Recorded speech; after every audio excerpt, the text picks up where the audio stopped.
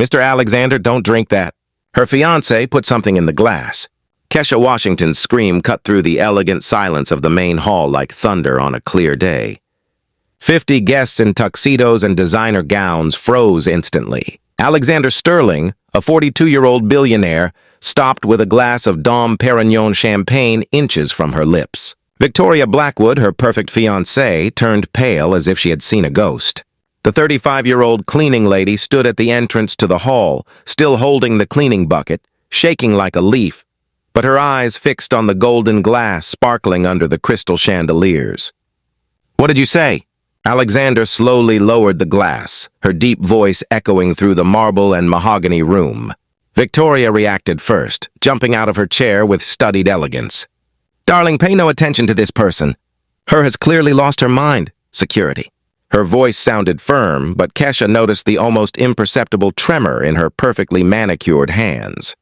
The silence was so heavy that you could hear the discreet clinking of silver cutlery being abandoned by the shocked guests. Some whispered indignantly about the audacity of a mere employee interrupting the most important business dinner of the year. Kesha took a deep breath. She had spent 12 years cleaning the mansions of Manhattan's elite, always invisible, always ignored. But in recent weeks, her ears had picked up fragments of conversations that made his blood run cold. Whispered phone calls, secret meetings in the office, strange bottles appearing and disappearing from the kitchen. "I saw her tampering with her glass, sir," Kesha said, her voice firmer now, "and I found strange things hidden in her room." Victoria let out a crystalline laugh, but his eyes shot invisible daggers at the cleaning lady. "Alexander, love, this woman clearly has mental problems. Maybe it's time we reviewed our hiring criteria." Two security guards approached Kesha, but Alexander raised his hand, stopping them. His piercing blue eyes alternated between the fiancé he had loved for 3 years and the employee who had just made an impossible accusation. What no one in that room knew was that Kesha Washington was not just an ordinary cleaning lady. With a degree in chemistry from Howard University, she had been forced to abandon her career after a false accusation of theft at her previous laboratory. Now working in the shadows, his scientific knowledge finally found a purpose that she had never imagined. For a moment that seemed like an eternity, the fate of 3 lives hung in the air like smoke. Alexander looked back at the glass, then at Victoria, then at Kesha. The cleaning lady, who had always been treated like furniture, was now at the center of a drama that would make headlines across the country. "Please, sir," Kesha whispered, tears glistening in her eyes but unwavering determination in her posture. "Just don't drink it." And in that instant, Alexander Sterling realized that his luxurious life built on million-dollar contracts and strategic alliances was about to collapse in a way that even her best lawyers could not have predicted. The question echoing in her mind was simple and terrifying.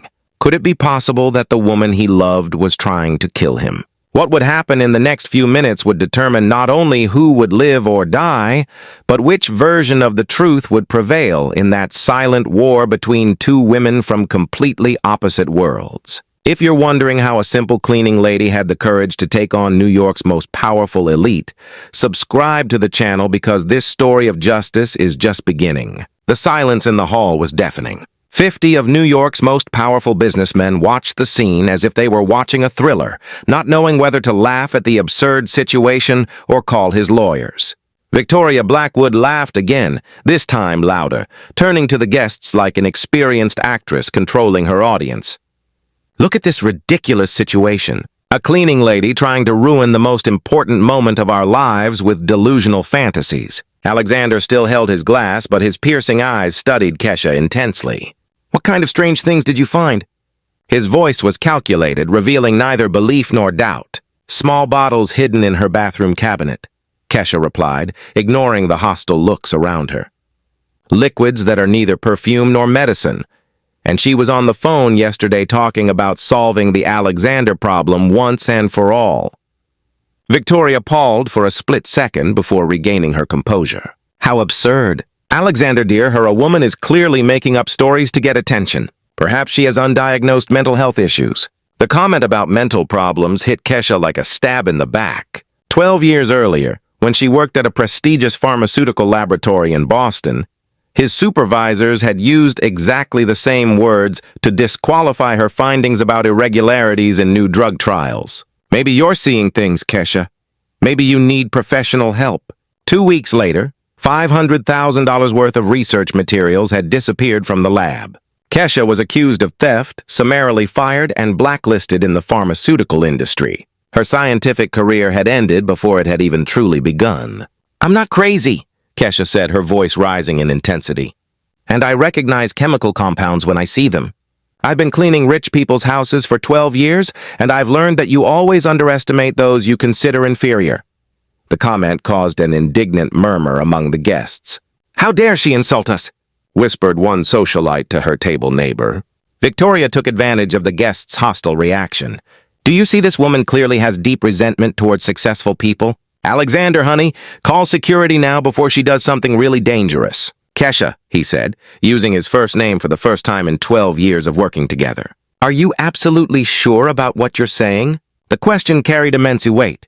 Kesha knew that her answer would determine not only the fate of that evening, but possibly the rest of her life. If she was wrong, he would be sued, arrested, destroyed forever. If she was right but couldn't prove it. "I am Mr. Sterling," she replied firmly, "and I can prove it." Victoria let out a hysterical laugh. "Prove it how? With what evidence?" "Do you really believe that? A simple cleaning lady?" She didn't finish the sentence, but the contempt in her voice was crystal clear. It was at that moment that Kesha noticed something that no one else had noticed. Victoria was sweating discreetly despite the powerful air conditioning in the room. Her hands, always perfectly controlled, trembled slightly as she held the glass of water. More importantly, she had not specifically denied having the vials. "Mr. Sterling," Kesha said calmly, Miss Victoria did not deny having the vials. She only said that my allegations are absurd." Silence once again filled the room. All eyes turned to Victoria, waiting for a direct and categorical denial. Victoria hesitated for 2 seconds.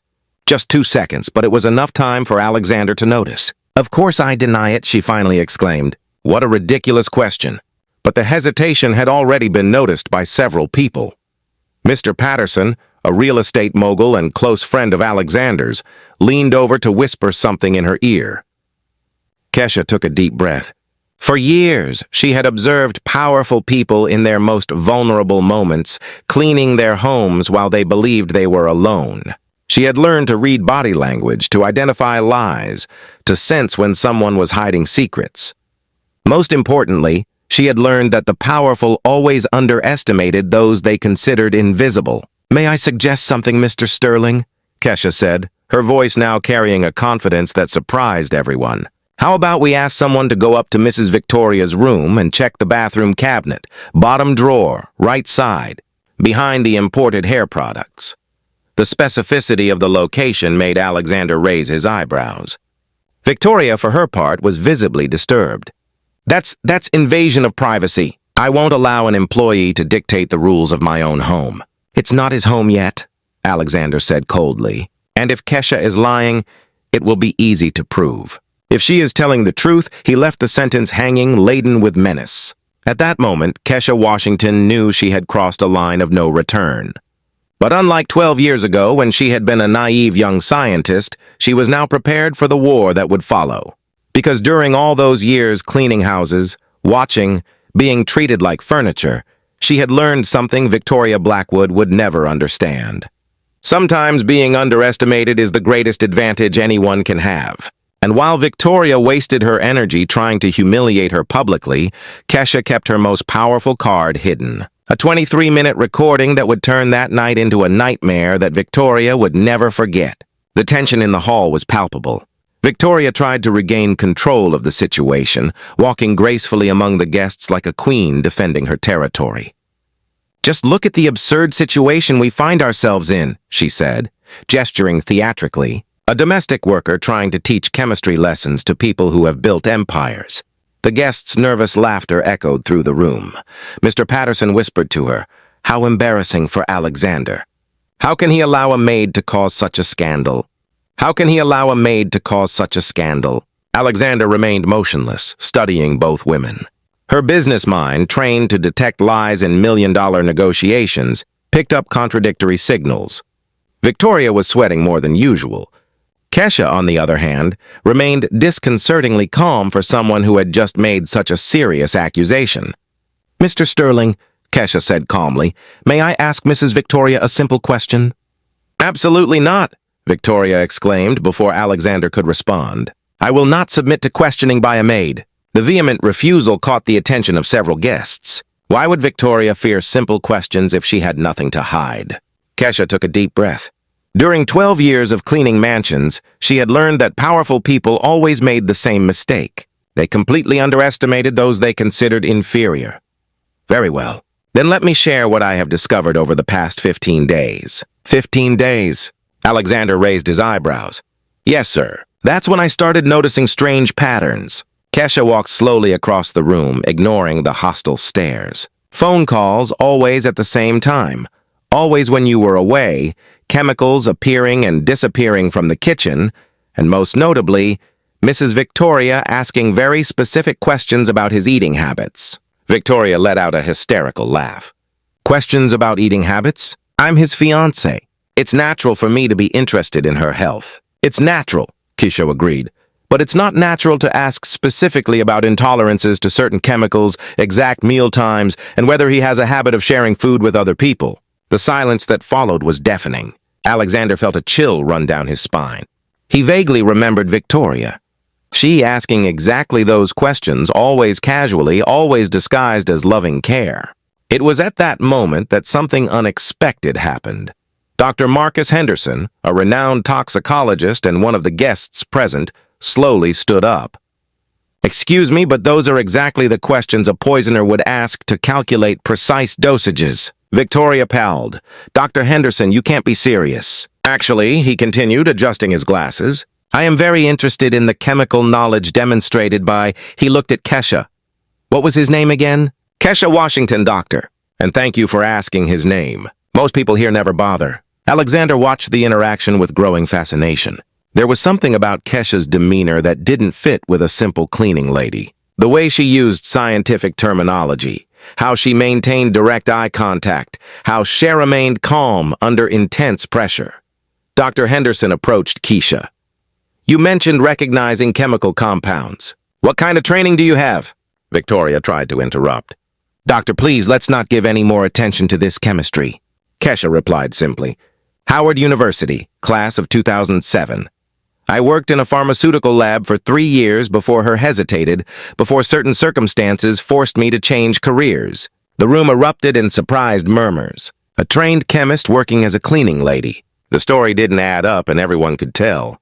Alexander stepped forward. "What kind of circumstances?" "I was falsely accused of theft when I discovered irregularities in drug testing," Kesha said, her voice heavy with old pain. "My scientific career ended overnight. I was blacklisted from the industry." Dr. Henderson nodded gravely. "I know these cases well. The pharmaceutical industry does not tolerate whistleblowers." He turned to Alexander. "Mr. Sterling, if I may suggest, perhaps we should hear what Dr. Washington has to say." "Dr. Washington," Alexander repeated, testing the words. "Do you have a doctorate?" "Master's degree in analytical chemistry specializing in toxicology," Kesha replied. "I spent 12 years cleaning houses because it was the only work I could get. But I never stopped being a scientist." Victoria was visibly panicked. "This is ridiculous." "You're going to believe stories made up by a what?" Dr. Henderson interrupted her coldly. "By a qualified scientist who is making observations based on evidence." Kesha seized the moment. Mr. Sterling, her Victoria didn't just ask suspicious questions.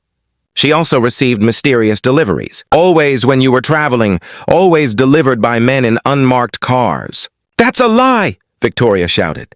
Last Wednesday, October 16th at 3:15 p.m., Kesha continued calmly. "Caucasian man, approximately 40 years old, driving a black sedan. License plate partially covered. Delivery made at the back entrance. Length of meeting 27 minutes. The specificity of the details made Alexander mentally recoil. Either Kesha was making it all up with impressive creativity or she had actually been observing and documenting. "How do you know all this?" Alexander asked. "Because after 12 years of being treated as invisible, I've learned that powerful people do questionable things when they believe no one is watching." Kesha looked directly at Victoria. "And because for the past 15 days, I've been documenting everything. Victoria tried one last gambit. Alexander, dear, are you going to allow a resentful maid to destroy our relationship with paranoid fantasies? But Alexander was no longer looking at Victoria. His eyes were fixed on Kesha, and there was a new expression on his face. Respect. What kind of documentation? Kesha smiled for the first time that evening. It wasn't a smile of joy, but of someone who could finally reveal carefully guarded cards, photographs, audio recordings, chemical analyses of the vials I found. And most importantly, she paused dramatically. A 23-minute recording of a very enlightening phone conversation. Victoria's blood seemed to freeze in her veins. What recording? The one from last Sunday when you were playing golf, Kesha replied calmly. When you spoke to someone named Tony about speeding up the schedule and making sure nothing was left for further investigation. Victoria staggered as if she had been physically punched. Several guests looked at each other, beginning to understand the real gravity of the situation. Dr. Henderson approached Alexander. Mr. Sterling, I strongly suggest you don't drink anything until we have completely clarified the situation. Alexander nodded, placing his glass firmly on the table. Kesha, he said, using his first name for the second time. Where is this evidence? In a safe place, she replied. And copies have already been sent to trusted individuals in case anything happens to me. It was at that moment that Victoria Blackwood realized she had completely underestimated her opponent. The simple cleaning lady was in fact a trained scientist, a meticulous investigator, and a strategist who had spent 15 days gathering irrefutable evidence. While Victoria desperately tried to think of a way out, Kesha remained calm, knowing that her most powerful card had not yet been revealed. Because the 23-minute recording didn't just show Victoria conspiring, it showed something much worse. Something that would turn that night into a nightmare Victoria could never have imagined. What no one in that room yet suspected was that Kesha Washington wasn't just defending Alexander Sterling's life. She was about to expose a web of corruption that reached far beyond that mansion. A conspiracy that would involve names that would make headlines for months. And it would all start with a simple question she was about to ask. A question that would make Victoria publicly confess to crimes that her herself didn't even know she had committed. The silence in the room was so thick it seemed physical. Victoria was visibly shaking. Her perfectly manicured hands now damp with cold sweat. The mention of the recording with Tony had completely destroyed her composure. What recording? Alexander repeated, his voice low but laden with an authority that made everyone present lean forward. Kesha took a deep breath, knowing that the next few minutes would determine not only the fate of that evening, but possibly the rest of her life. Mr. Sterling, during 12 years of cleaning the homes of the elite, I have learned that powerful people commit their worst crimes when they believe they are alone. Victoria tried one last desperate gambit. Alexander, you can't be taking this seriously. She's a disgruntled employee trying to shut up, Victoria, Alexander said coldly without taking his eyes off his wife. Continue. Kesha took a small digital recorder out of her apron pocket. Last Sunday, October 21st, 3:17 p.m., Miss Victoria was in her office, door closed, talking to someone named Antonio Rossetti. The name caused several guests to look at each other. Rossetti was known in business circles as a problem solver, a man who made things disappear for substantial sums of money. I've never heard of this man, Victoria lied desperately, but her voice faltered on the last word. Dr. Henderson approached. May I examine that tape recorder? Kesha handed the device to the doctor, who plugged in headphones and listened for a few seconds. His expression changed dramatically. Mr. Sterling, I suggest everyone listen to this. Alexander nodded, and Kesha connected the recorder to a portable sound system she had brought with her. Victoria's clear voice filled the room. Tony, I need you to speed up the schedule. Alexander is getting suspicious about the funds I transferred to the Cayman Islands. Yes, I know it's risky, but if he finds out about the 12 million, I'm done for. No, he can't just disappear. It has to look natural. A heart attack, perhaps. Did you make sure the substance leaves no trace? The room exploded with exclamations of shock. Some guests stood up abruptly. Others covered their mouths in horror. Alexander turned pale as a sheet. The recording continued. Perfect. And after he dies, how long will it take for me to have full access to the assets? Great! Are the fake will documents ready? Excellent. In a week, the entire Sterling fortune will... Ready? Excellent. In a week, the entire sterling fortune will be his. Victoria tried to head for the door, but two security guards had already positioned themselves strategically. This is a montage, she screamed hysterically. It's digital technology. It can be faked. Kesha smiled for the first time with genuine satisfaction. Interesting that you mentioned digital technology. She took a tablet out of the cleaning bucket because I also have this high-resolution photographs appeared on the screen. Victoria receiving a middle-aged man at the back entrance of the mansion. Clear timestamps show dates and times. In one of the photos, Victoria was handing over an envelope clearly filled with cash. This is Antonio Rossetti, Kesha explained calmly. Also known as Tony in New York criminal circles, specialist in deaths that look natural. Dr. Henderson examined the photos with a grave expression. Mr. Sterling, as a physician, I must inform you that some modern compounds can indeed simulate heart attacks without leaving detectable traces in conventional autopsies. Alexander rose slowly, her posture emanating a controlled fury that made even the security guards recoil slightly. Victoria, he said, her voice so cold it seemed to lower the temperature in the room. You stole $12 million from my businesses. I can explain, Victoria began, but Alexander cut her off. And you hired a professional assassin to kill me. It's not what it looks like. To keep a fortune you never helped build. Victoria finally broke down. The tears she shed were not of regret, but of rage at having been discovered. You don't understand, she cried. 3 years pretending to love you. 3 years putting up with his boring business, his stupid meetings, his arrogant friends. I deserved that fortune. The room fell completely silent. The full confession had been made in front of 50 witnesses from New York's elite. Kesha said nothing. She just watched with quiet dignity as Victoria publicly destroyed herself. Alexander took out his cell phone and dialed 911. Police, please. I have an attempted murder to report as well as theft of substantial valuables. He looked directly at Victoria. The suspect is here with me. It was at that moment that Victoria realized the magnitude of her situation. Not only had she lost the fortune she coveted, but she had confessed to attempted murder in front of dozens of influential witnesses. Her carefully cultivated social connections evaporated instantly. Mr. Patterson stood up, visibly disturbed. Alexander, my wife and I are going to leave. This is unacceptable. Other guests began to stand up as well, clearly wanting distance from the situation. While they waited for the police, Alexander approached Kesha. Dr. Washington, he said, using his title for the first time. You saved my life. I just did what was right, she replied simply. No, Alexander shook his head. You did much more than that. You showed me that I've spent years being blind to what really matters. Victoria was sitting in a chair, watched over by security guards, muttering obsessively about how everything had been perfectly planned and how a simple cleaning lady had ruined everything. Dr. Henderson approached Kesha.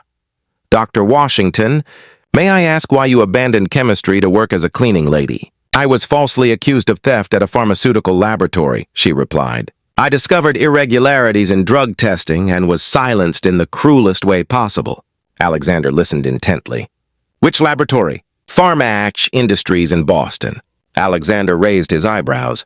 I know the CEO, Robert Morrison, has been one of my business contacts for years. He paused significantly. And after what I witnessed today, I'm sure her false accusation wasn't false at all.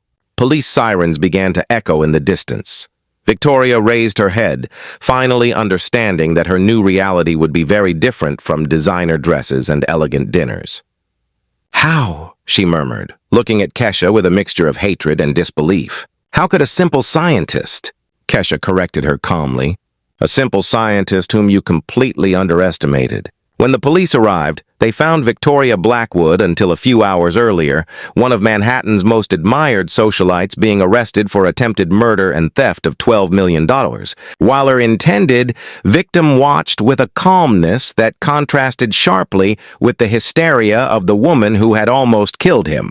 What none of the guests present could have imagined was that this night would mark not only the end of Victoria's criminal career, but the beginning of an investigation that would uncover a web of corruption involving pharmaceutical companies, professional assassins, and criminal socialites that would make national headlines for months. And at the center of it all, The woman everyone had treated as invisible will become the star of one of the most talked-about criminal cases of the decade, proving that sometimes justice comes from those we least expect, but who have exactly the right skills to expose the truth at the right moment. 6 months later, Victoria Blackwood traded her designer dresses for an orange prison uniform. Sentenced to 15 years for attempted murder and fraud, she now spent her days cleaning toilets at the Bedford Hills Women's Prison.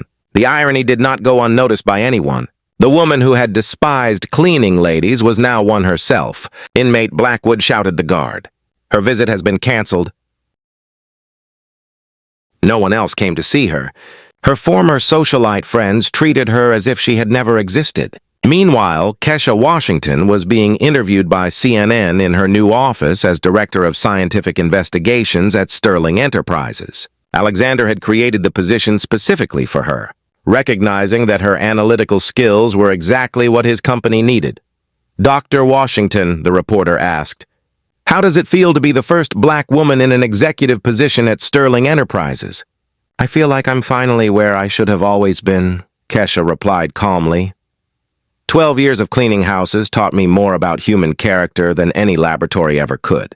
The investigation triggered by Victoria's arrest had uncovered a web of corruption that extended to Pharmex Industries. Robert Morrison, the CEO who had destroyed Kesha's career years earlier, now faced federal charges. Justice had finally found its way. Alexander had offered Kesha more than a job. He had offered her the chance to completely rebuild her life.